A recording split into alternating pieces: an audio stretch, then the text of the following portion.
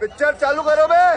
Channel को subscribe करो पहले। हाँ जल्दी करो, मुझे पता है कि आप लोग नहीं करते हो, वीडियो देखते हो लेकिन सब्सक्राइब नहीं करते। भाषण कौन सुन रहा है बजट के बारे में? क्या अरे लाला जी कहाँ जा रहे बैठे बैठे? अरे यार बैठे। अच्छा वो बोल लो ना, उनके बच्चे हैं वहाँ पर वो। अरे ठीक है कोई बात नहीं, बैठे।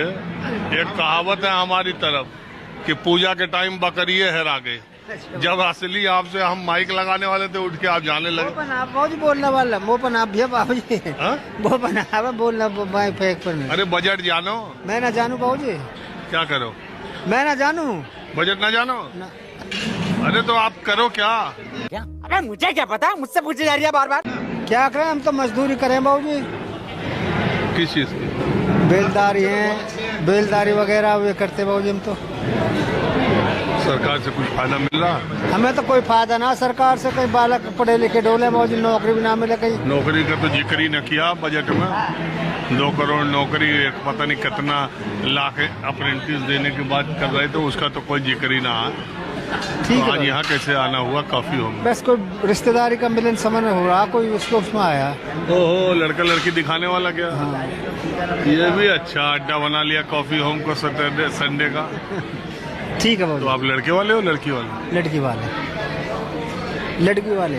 तो मेन तो यही चक्कर हो रहा। इस समय तो सोना चांदी देख रहे हो कितना महंगा हो रहा। वो तो बता रहे 1.5 लाख के पार। हाँ? 1.5 लाख के पार पहुंच गई यही बाबूजी। चांदी आज टूट ली। अरे एक बात तो बताने ही भूल गया, बजट के दिन रिकॉर्ड तोड़ 1,34,000 रुपए एक समय में चांदी टूट गई। यानी 4,20,000 रुपए जो उसका उच्चतम शिखर मैंने आपको कार्यक्रम दिखाया था, अब 1,34,000 टूट के वो 2,64,070 पे आ गई थी। हाँ जी बताइए। बजट के विषय में अगर 2047 तक का हमारा जो है प्रोजेक्ट है या 2047 तक का विजन है, तो सर वो विजन बड़ा अजीब सा है। आप हमेशा जो विजन होता है उसमें ये बात की जाती है कि हम अगले साल क्या अचीव करेंगे, अगले 5 साल में क्या अचीव करेंगे, उसके अगले 10 साल में क्या अचीव करेंगे, 15 या और फिर 20। अब एकदम आप ये बोल देंगे कि हम 2047 में ये सब अचीव करेंगे, तो आप 20 साल का तो सीधा ले रहे हैं, फिर 2047 में कोई दूसरा बहाना हो जाएगा। तो आपको क्या पता चला बजट के बारे में? कुछ जान पाए कि क्या है क्या नहीं? के बारे में जो मैंने पढ़ा है वो तो यही है कि बायोगैस को शायद टैक्स फ्री कर दिया जाएगा और सीएनजी को सस्ता किया जाएगा, ताकि लोग ज़्यादातर गाड़ियाँ चलाएं या ज़्यादा कंजम्पशन करें, क्योंकि पेट्रोल महंगा है। और दूसरी बात है, भारत का विकास जो है वो जो मतलब हमारा एनर्जी सेक्टर है, वो अब एनर्जी इतनी महंगी हो रही है कि वो धीरे धीरे लोग अगर एनर्जी ही कम यूज़ करेंगे तो प्रोडक्शन बढ़ने के चांस नहीं रहेंगे। ये तो बहुत सिंपल सा इकोनॉमी है, इसको तो आप समझ सकते हैं। अगर एनर्जी का प्राइस कम होगा, एनर्जी मतलब फ्यूल से रिलेटेड। हाँ, पेट्रोल डीजल कहाँ कम हो रहा? हाँ, पेट्रोल डीजल तो नहीं कम होंगे, लेकिन सीएनजी के बारे में बोला गया है कि उसका प्राइस शायद कुछ कम करेंगे। और बायोगैस को टैक्स फ्री कर दिया, जो गोबर से बनाई जाएगी। ये क्या हो गया? ये क्या सुन रहा हूँ मैं? कितनी बनी गई? हाँ, वो अभी उसका तो बंद कर दिया है। जैसे हमने हमारा जो प्रोजेक्ट था 77 में, वो सब तो चला नहीं रहे अब। अभी तो सीएनजी और पेट्रोल पे या बायोगैस पे नहीं, सॉरी, दूसरा पीएनजी, सीएनजी, एलएनजी वगैरह, इस पे डिपेंड है हम लोग जाना। हाँ जी बोलिए सर, कैसे हैं आप? मैं बिल्कुल ठीक हूँ, आप कैसे? बहुत बढ़िया। मैंने देखा था आज बजट, हाँ काफ़ी अच्छा लगा। क्या अच्छा लगा? सभी तरह से रियायत दी गई जनता को, लेकिन मेरे को एक चीज़ समझ में, यानी पोल्यूशन के लिए तो कुछ भी नहीं करा उन्होंने प्रबंध। अरे हमको ये नहीं समझ में आ रहा है जनता को क्या रियायत मिली है। लोग तो ये कह रहे हैं कि लोक लुभावन बजट नहीं है, इसमें कोई तुरंत के फायदे वाली बात नहीं है, दूर का फायदा देखा गया है इस बजट में। आप कह रहे हैं बड़ा राहत मिल गई। क्या राहत मिली? राहत मिली जो 12 लाख का, वो तो चल ही रहा है, उसको पिछली बार का नहीं, मैं पिछली बार ही करा था, इस साल मिलेगा ना। पिछले साल करा था, इस साल मिलेगा ना। तो मतलब उसमें से उसको कुछ कहीं से डिडक्ट नहीं करा। पर बात यह है कि जितना भी उन्होंने परिवहन मतलब प्रोविजन करा, वो टूरिज्म के लिए करा। लेकिन बेसिकली क्या है, टूरिज्म को भी लाने के लिए पोल्यूशन तो खत्म होना चाहिए ना। पोल्यूशन के लिए कोई प्रावधान नहीं करा इसके अंदर। भाई पोल्यूशन को हटाने के ऊपर से बरसात करें, कुछ करें जिससे कि वो हो। हाँ देखिए, एक अर्थशास्त्र विशेषज्ञ एक इंटरव्यू में मैं देख रहा था, उन्होंने कहा कि भारत जापान को पछाड़ के तीसरी अर्थव्यवस्था बन सकता है। और बन गया है एक तरह से। बन तो नहीं गया, और लेकिन उन्होंने कहा कि पर कैपिटा इनकम जापान के बराबर ले जाना एक बड़ी चुनौती है, क्योंकि यहाँ बड़े लोगों में मतलब अमीर गरीब की खाई बहुत बढ़ती जा रही है। और दूसरे कि किसी भी आर्थिक विकास से ज्यादा हिंदुस्तान में पोल्यूशन बड़ी चुनौती है।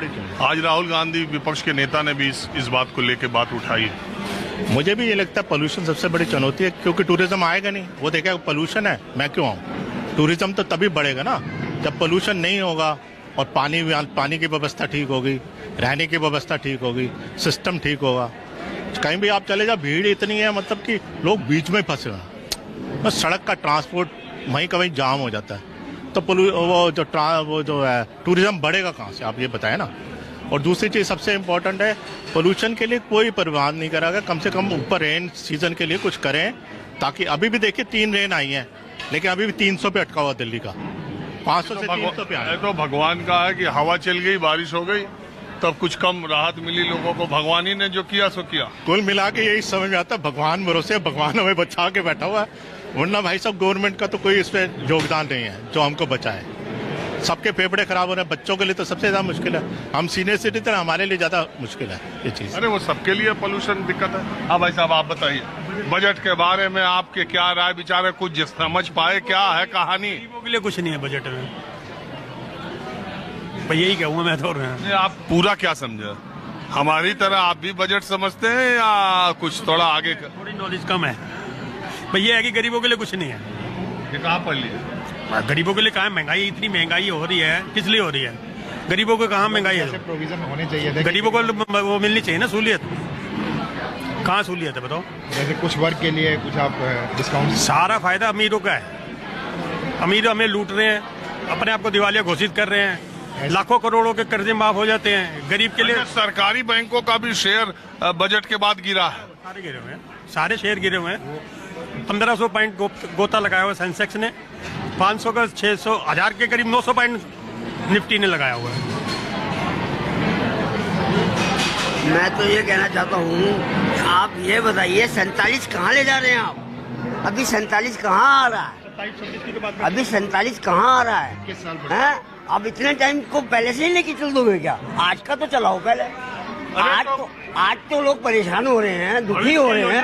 आज तो लोग दुखी हो रहे हैं, इतने दुखी हो रहे हैं कि क्या कहोगे आप? हैं? आप 47 की बात कर रहे हो? आप कल की बात तो करो पहले, कल तो ठीक करो पहले। सब कुछ खत्म हो जाए ना आज ठीक, ना कल ठीक, ना परसों ठीक, आप 47 पे जा रहे हो। कहाँ है 47? 47 है कहाँ अभी? अरे तो भविष्य की योजना तो भविष्य की योजना अभी कल के लिए तो बनाओ पहले। कल के तो अभी रो रहे हैं लोग जो आपने बजट दिया है। कोई आदमी मेरे को एक बात बता दीजिए, इतनी ट्रांसपोर्ट की इतनी प्रॉब्लम हो रही है लोगों को, लेडीज को आपने फ्री किया है ना? क्या फ्री नहीं किया, शॉर्ट कर दिया। वहां से आएंगे आधे रास्ते छोड़ देगा, फिर आप जैसे हमारे जैसे जो लोग हैं उनको फिर टिकट लेना पड़ेगा, फिर आगे तक जाना पड़ेगा। आपने बसें भी कम कर दी हैं। तो सारा ही मतलब उल्टा ही उल्टा हो रहा है, सीधा तो कुछ हुआ ही नहीं अभी तक। क्या सीधा है बताओ मेरे को? मेट्रो में क्या सुविधा दी है आपने? क्या सुविधा दी है? कोई है सुविधा? मेट्रो बस पर हम बात करने आए कि आज बजट पर बात करना है। तो हम आपको बजट का बताया ना, बजट में आप 47 तक लेके जा रहे हैं, तो 47 का आज कैसे सोच रहे हो? एक चीज वो आज का बजट बताइए ना, क्या है आज? किसको फायदा हुआ है? किसी को बजट में फायदा हुआ है? वो फोकस 2047 का कर रहे हैं। योजनाएं जो हैं, जैसे पहले पंचवर्षीय योजना का सिस्टम था, वो सब हटा दिया गया। तो आने वाले 1 साल में, 2 साल में, 5 साल में हम क्या अचीव करेंगे, ये तो बताना चाहिए ना। 2047 बहुत दूर है सर। अगर इतना ही बात कर रहे हैं तो कभी 200 साल की बात करने लग जाओ, या 100 साल की बात करने लग जाओ, या आज ये बात करें कि जी 200 साल के बाद पानी का रेट जो है पेट्रोल से ज्यादा होगा। तो सर 200 साल तो आप भी नहीं और मैं भी नहीं हूँ। 200 साल की बात मत कीजिए ना। देश की आधी आबादी की राय ली जाए। और आप क्या करती है मैडम? सर मेरा काम ना कैंडल्स का है, with the name of Eliora by Megha. तो मैं हैम्पर्स बनाती हूँ, बर्थडेज, एनिवर्सरी, वेडिंग्स, एवरीथिंग। अब ये जो है एक एक से ऐसे काम निकल गए हैं कि बहुत लोगों के समझ में है कि आप मोमबत्तियां बनाती हैं, तो वो मोमबत्तियों में ऐसा क्या बनाती हैं? डिजाइनर मोमबत्ती होती है सर, ट्राई तो कीजिए। आप लीजिए ना, फिर मैं बताऊंगी कि क्या मैं कैसा और क्या बनाती हूँ। समझ रहे हो? समझ रहे हो आप? समझ रहे हो? तो एक बात how to attract customer. Customize according to your mood. नहीं, लेकिन हमें आप ये बताएं हाँ जी। कि आजकल ये कस्टमाइज्ड कैंडल्स की और अलग अलग डिजाइन कैंडल्स की डिमांड कितनी लोगों के? बहुत ज्यादा है। कस्टमाइजेशन जो है हर इंसान मतलब हर चीज में चाह रहा है। जैसे वेडिंग में हो गया, नेम इनिशियल्स हो गए, या ब्राइड ग्रूम की फोटोज, और मतलब हर चीज में। ऐसी बर्थडेज में है, ऐसी आप बेबी शावर्स ले लो, पिंक थीम, ब्लू थीम, मतलब कस्टमाइजेशन तो हर ही मतलब उसमें है। जो भी हम हैम्पर्स और ये सब करते हैं। हाँ, जैसे लोहड़ी कैंडल्स हो गई, फेस्टिव कोई भी आ गया, दिवाली पे कैंडल्स हो गई, क्रिसमस पे हो गया, हर चीज पे सर। होली कैंडल्स हो गई। तो ये आपका अपना स्टार्टअप है? हाँ जी, ये मेरा अपना स्टार्टअप है और ये घर पे ही है। I am doing from home only right now, तो क्योंकि मेरा बच्चा भी थोड़ा छोटा है मतलब अकॉर्डिंगली, तो उसके बाद मैं देखूंगी कि मतलब एक थोड़ा उसको बड़े स्केल पे ले जाने के लिए। और ये बजट पर भी कुछ? सर ऐसा कुछ नहीं, हम तो सिर्फ वो ज्वेलरी के बारे में बात करेंगे। हमारा गोल्ड और सिल्वर हमारी रेंज में ला दो।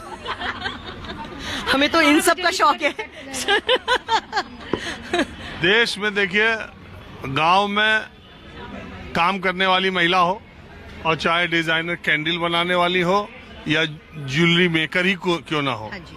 कोई भी महिला है वो सोने चांदी, मतलब चांदी की तो आप बात करने लगी है, नहीं तो पहले तो चांदी का। तो सर कोई सिक्का हमें दे देता था ना, मेरा तो मुंह बन जाता था लिटरली कि यार ये भी क्या देने की चीज है। और आज एक वही सिक्का है कि हम किसी को गिफ्ट में भी नहीं दे सकते अब, तो ऐसी बात हो गई है। पहले लोग जाते थे ज्वेलरी लेने सुनार के यहाँ, हाँ जी।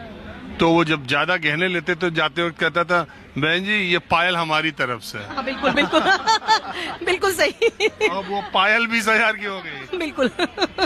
ये तो सच है वैसे, बट ठीक है। तो मैं आपको ये बता दूं, आप अभी चूंकि गेट टुगेदर में बाहर आई हैं तो आपको मालूम नहीं होगा, आज चांदी 1,34,000 रुपए सस्ती होगी। हाँ जी। ये तो लेटेस्ट न्यूज है।